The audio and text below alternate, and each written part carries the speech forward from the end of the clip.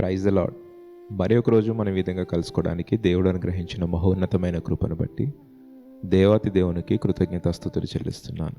ఈ కాలంలో సహజంగా మనకు ఒక ప్రశ్న ఉంటుంది మన జీవితాల్లో. ఏమనంటే, why is this happening to me? ఎందుకు నాకే విధంగా జరుగుతుంది? నేను దేవునిలో బాగానే ఉంటున్నాను, నా భక్తిని బాగానే నేను కాపాడుకుంటూ వస్తున్నాను, నేను దేవుడు చెప్పిన ప్రతిదీ ఫాలో అవుతున్నాను, పరిశుద్ధ గ్రంథాన్ని చదువుతున్నాను, ప్రార్థన చేస్తున్నాను, కానీ నాకే ఎందుకు ఇలా జరుగుతుంది అని కొన్ని సమస్యలు వచ్చినప్పుడు, ఇబ్బందులు వచ్చినప్పుడు మనకి ఈ ప్రశ్న తలెత్తుతూ ఉంటుంది మన జీవితాల్లో. నువ్వు ఎంతగా ప్రభువును ఆరాధించినా, ఎంతగా ప్రభువును సేవించినా, ఒకానొక సమయంలో నీకు కష్టం వచ్చినప్పుడు, సమస్య వచ్చినప్పుడు, నువ్వు దాన్ని జయించలేనప్పుడు సాతాను ఈ ప్రశ్నని హృదయంలో వేస్తాడు. ఈరోజు ఎవరైతే ఈ ప్రశ్నని కలిగి ఉన్నారో, ఈరోజు ఎవరైతే ఈ యొక్క సందేహాన్ని కలిగి ఉన్నారో, నేను దేవునిలో ఉన్నా కూడా నాకు శ్రమలు వస్తున్నాయని, ఈరోజు బైబిల్ వారితో మాట్లాడుతుంది. చూద్దామా? రోమాపత్రిక 8వ అధ్యాయం 28వ వచనాన్ని చదువుదాం. దేవుణ్ణి ప్రేమించే వారికి, అనగా ఆయన సంకల్పము చొప్పున పిలువబడిన వారికి మేలు కలుగుటకై సమస్తము సమకూడి జరుగుచున్నవి అని మనం పరిశుద్ధ గ్రంథంలో చూస్తాం. చూడండి, ఈరోజు ఒకవేళ నువ్వు ఆ ప్రశ్నని కలిగి ఉన్నావా? ఎందుకు నాకే ఎలా జరుగుతుంది? ఎందుకు నా కుటుంబానికి ఎలా జరుగుతుంది? మేమంతా దేవునిలో బాగానే ఉన్నాం, మేము దేవుణ్ణి ఆరాధిస్తున్నాం, సేవిస్తున్నాం, నా విశ్వాసంలో కానీ ఆత్మీయతలో కానీ మేము బలంగా ఉన్నాం, కానీ మాకే ఎందుకు ఇలా జరుగుతుందనే ప్రశ్నలో ఉన్నావా?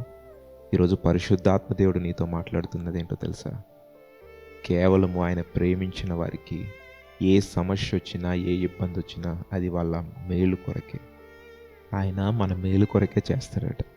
ఎప్పుడు కూడా మనం ఆ విధంగా అనుకోవద్దు. ఎందుకంటే ఆ ప్రశ్న కలిగించేది సాతాను కలిగిస్తాడు, మనల్ని ఆత్మీయంగా పడవేయడానికి, మనం దేవునిలోండి విడిపోవడానికి ఆ ప్రశ్నను సాతాను కలుగజేస్తాడు. ఈరోజు నువ్వు ఏ కష్టాలు గుండా, ఏ బాధలు గుండా వెళ్తూ ఈ ప్రశ్నను కలిగి ఉన్నావో, పరిశుద్ధాత్మ దేవుడు నీతో మాట్లాడుతున్నది ఏంటో తెలుసా? అంతా నీ మేలుకే. ప్రభువు మనకి మేలు చేస్తాడు. ఎందుకంటే మనం ఆయన చిత్తంలో ఉన్నాం, ఆయన ప్రణాళికలో ఉన్నాం. కాబట్టి ఆయన ప్రణాళికలో, ఆయన చిత్తంలో ఉన్నవారు ఎన్నడూ తగ్గింపబడరు. నువ్వు ఆశీర్వదింపబడతావు.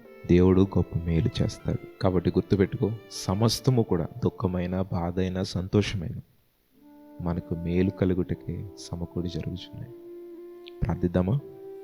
మహోన్నతుడును పరిశుద్ధుడైన తండ్రి, నీ ఘనమైన నామమునకు వందనములు దేవా. ఏమిచ్చి నీ రుణము తీర్చుకోగలం దేవా? సమస్త మహిమ, ఘనత, ప్రభావమును నీకు మాత్రమే ఆరోపిస్తున్నాము తండ్రి. ఈరోజు ఒక గొప్ప మాటతో మమ్మల్ని బలపరిచావు తండ్రి, నీకు స్తోత్రములు. సమస్తము సమకూడి మేలు జరుగుతున్నాయి మా జీవితాల్లో తండ్రి, మీకు స్తోత్రములు. మీరు మేలు చేసే దేవుడవు, ఆశీర్వదించే దేవుడవు. అయ్యా, మేము ఏదైనా మీకు విరోధముగా ఏ పని చేస్తున్నను, ఏ పాపము చేస్తున్నాను, అది మీ సన్నిధిలో ఇప్పుడు ఒప్పుకొంచున్నాం తండ్రి, మమ్మల్ని క్షమించండి.